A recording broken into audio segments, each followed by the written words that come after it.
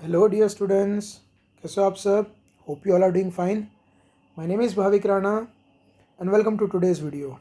Students, आज की video में हम 12th स्टैंडर्ड केमिस्ट्री में चैप्टर नंबर 1 सॉल्यूशन का इंटेक्स 1.8 जो कि राउल्स लॉ के ऊपर रिलेटेड है वो हम सॉल्व करने वाले हैं.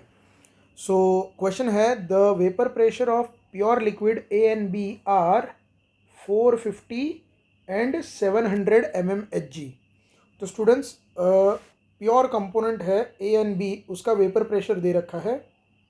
सो सिंबॉलिकली उसको हम लिखेंगे P A naught which is 450 mm and P B naught it is 700 mm. ये दे रखा है, ठीक है, respectively at 350 kelvin. Find out the composition. Find क्या करना है? कंपोजिशन ऑफ लिक्विड मिक्सचर, मतलब कि मोल फ्रैक्शन फाइंड करना है. If total vapour pressure is 600 mmHg, ठीक है. सो हमें मोल फ्रैक्शन फाइंड करना है लिक्विड मिक्सचर का, ए एंड बी का, ठीक है.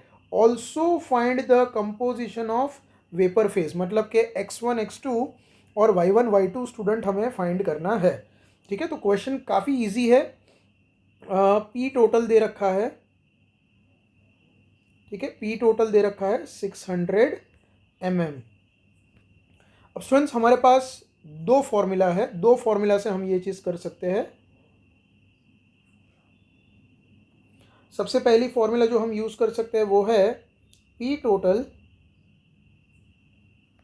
Is equal to P naught A minus P naught B into mole fraction of A plus P naught B. तो यहाँ पे स्टूडेंट देखो, अगर हम ये फॉर्मूला यूज़ करें तो एक्स ए की वैल्यू मिल जाएगी और एक्स ए के बाद एक्स बी अपने आप, X A plus X B is equal to 1, तो X B is equal to 1 minus X A, ये मिल सकता है. या तो हम टेक्स्ट बुक में जो फॉर्मूला दिया हुआ है P total is equal to P naught A plus P naught B minus P naught A into X B, तो ये फॉर्मूला यूज़ करेंगे तो एक्स बी मिलेगा and then X A is equal to 1 minus X B करोगे तो फिर x A मिल जाएगा, ठीक है. दोनों में से कोई भी फॉर्मूला हम यूज़ कर सकते हैं. मैं लेफ्ट हैंड साइड में जो लिखा है वो वाली फॉर्मूला लिख के आगे बढ़ते हैं. So student, P total is 600 mm. मैं यूनिट नहीं लिख रहा हूँ, आप लोग यूनिट लिखना. P naught A is 450 mm, चलो यूनिट लिख ही लेते हैं यहाँ पे 600 mm, ठीक है, minus P naught B is 700 mm. Okay, ये लाइन हटा देते हैं. इंटू एक्स ए, एक्स ए हमें फाइंड करना है तो वो मैं एज इट इज़ लिख रहा हूँ. And P naught B is 700 mm, ठीक है. हम ये वाली फॉर्मूला भी यूज़ कर सकते हैं. ओके, 700 mm को मैं अगर ये साइड ले जाऊँ तो 600 minus 700 will be equal to 100 mm minus 100 mm is equal to 450 minus 700 अगर हम करें तो that will be minus 250 mm into X A. Therefore mole fraction of A is equal to minus 100 mm upon minus 250 mm. Minus minus plus हो जाएगा, mm cancel हो जाएगा. अगर ये हम करें तो mole fraction of A will be equal to 0.4 आएगा, ठीक है. तो पूछा था कंपोजिशन ऑफ लिक्विड मिक्सचर, तो एक्स ए इज 0.4. फिर उसके बाद अगर एक्स बी कैलकुलेट करना है तो X B is equal to 1 minus X A, that is 1 minus 0.4, तो ये बन जाता है 0.6. This is X B.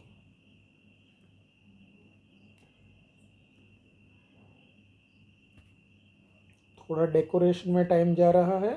तो ये फाइंड करने को पूछा था, ये हो गया. अभी mole fraction in vapour phase भी पूछा है, right, that is Y A and Y B. तो we know that according to Raoult's law P A is equal to P naught A into X A which is equal to P naught A की value दे रखी है student 450 mm, ठीक है। So P naught A is 450 mm into X A, देखो अभी calculate किया है 0.4, तो ये अगर हम कैलकुलेट करते हैं तो 180 mm आंसर आएगा। सिमिलरली पी बी, अब स्टूडेंट इसको हम पी टोटल में से पी ए माइनस करेंगे तो भी आ जाएगा, ठीक है। P B is equal to P total minus P A, ऐसा करेंगे तो पी टोटल कितना है, आई थिंक 600 है, यस 600 दे रखा है, 600 माइनस 180, ये करेंगे तो आंसर आएगा 420 mm। स्टूडेंट ये भी कर सकते हैं, या तो फिर राउल्स लॉ ही अगर हम अप्लाई करें तो P B is equal to P naught B into X B. P naught B दे रखा है 700 mm, ठीक है। क्वेश्चन अगर आप रीड करो तो 700 mm दे रखा है, इंटू एक्स बी इज़ 0.6, तो अगर ये भी हम कैलकुलेट करें तो इसका भी आंसर 420 mm ही आएगा स्टूडेंट। तो दोनों में से कोई भी एक चीज़ करनी है, दोनों करनी ज़रूरी नहीं है, ठीक है। अब डाल्टन्स लॉ क्या कहता है student, P A is equal to P total, चलो फेयर में ही लिख लेते हैं। Now according to Dalton's law, ये सब स्टेटमेंट लिखने पड़ेंगे हाँ स्टूडेंट एग्जाम में। P A is equal to P total into Y A, और हमें कैलकुलेट करना है Y A which is equal to P A upon P total, ठीक है। सो पी ए अभी हमने कैलकुलेट किया जस्ट 180 mm, ठीक है। P A is 180 mm and P total 600 mm दे रखा है, तो ये अगर हम कैलकुलेट करेंगे तो आएगा 0.3, ठीक है। नाउ वाई भी अगर कैलकुलेट करना है तो बहुत सिंपल है, 1 minus Y A that is 1 minus 0.3 which is equal to 0.7, ये मेथड से कर सकते हैं, या डाल्टन्स लॉ लगाए Y B is equal to P B upon P total. P B है ये रहा, देखो 420 mm हमने ऑलरेडी कैलकुलेट करके रखा है, अपॉन 600 mm, ये भी कैलकुलेट करोगे स्टूडेंट 0.7 ही आएगा। तो दोनों में से कोई भी मेथड वाई बी कैलकुलेट, दोनों में से कोई भी मेथड हम यूज़ कर सकते हैं।